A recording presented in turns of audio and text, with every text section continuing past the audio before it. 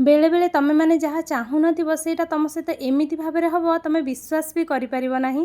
तो नमस्कार सांग माने जय जगन्नाथ मु मौसुमी मोर आ गोटे नुआ फ्रेश ब्लॉग को आपण मानक ढेर सारा स्वागत करुची। एते उदुदिया दीपर खरा बेले आमे माने कुआडे जाउछ आपण मानक मनरे निहाती आसुथिबो भावना।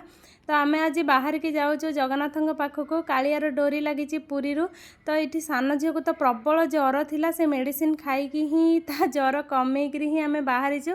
मु जानिनी कौन पाई से गोटे सप्ताह है खाली कहूला मामा मते जगा भाई घर को टिके नहीं जा मते जगा भाई डाकुची मुझे देखी जगा भाई घर को जीवी। फाइनाली बोधे जगन्नाथ छोट पिला कंठरे बसती आकु मत लगला ता जो आमे मैंने ही दर्शन करूँ किंतु एते बाट तो एकाथरे जीवा आम पॉसिबल नुह से आम फास्ट आम घर को माने भुवनेश्वर पलि आसिलु। तो ये आम पहुँचला मो बापा बो दिजन जाक आम बाट को पूरा चाहिए बसते आ मो छुआ मैंने देखी केते खुशी आपण मैंने जानीपारे। तापर आम मैंने रातिटा स्टे कलापर राति 3टार उठिकी ही पूरी बाहरी गलु। तो समस्त को कहूँ जो मैंने मो वीडियो देखुं निहाती कमेंट सेक्शन में जय जगन्नाथ लिखतु आ कालिया आपण मान समस्त मनोवांछा पूर्ण करूँ आपण मानकर भी डोरी लागू आपण मैंने पूरी जातु ठाकुर को दर्शन करूँ। समय होता है 4टा आम आसी बाटमंगला माँ पाखे पहुँची जाइलु। माँ तो गाधुआ मार्जना सरी जाइतिला।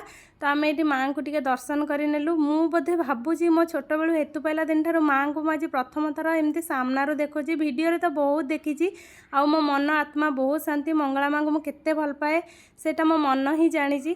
तापर आम मैंने ये बाहरी गलु पुणी पुरी अभिमुखे आम पुरी रे पहुँचला बेलू सम्मान पूरा 5टा हो जाइतिला।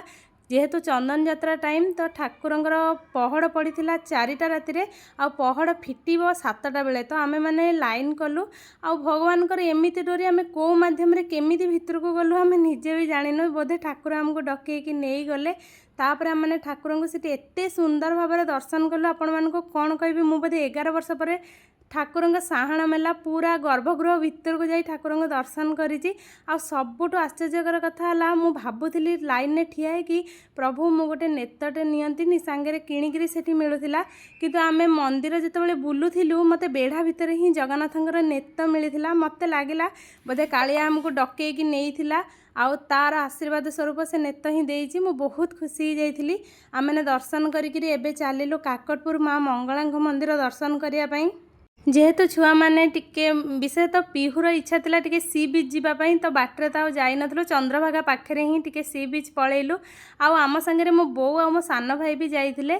तो ये टिके सी बीच रे फोटो उठे टिके वीडियो बनै सारा पर आमे माने काकटपुर अभिमुखे बाहर थिलु। आ जगन्नाथ को दर्शन कला माने मो मन कहीं ऑटोमेटिक हुए मो माँ को टिके दर्शन करी मुझे फेरी जीवी।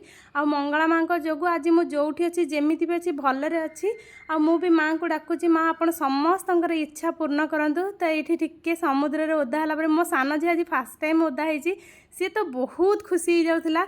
आ सी भाबुथला एते पानी कौन सी फास्ट टाइम ही देखुची समुद्र को एते पाखरु।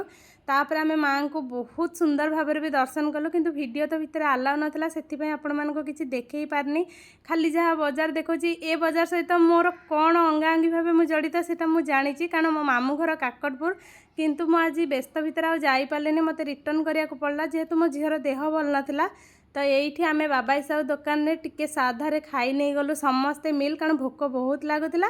वीडियो भल लगी निहाती लाइक करी चैनल को सब्सक्राइब करने। जय मां मंगला।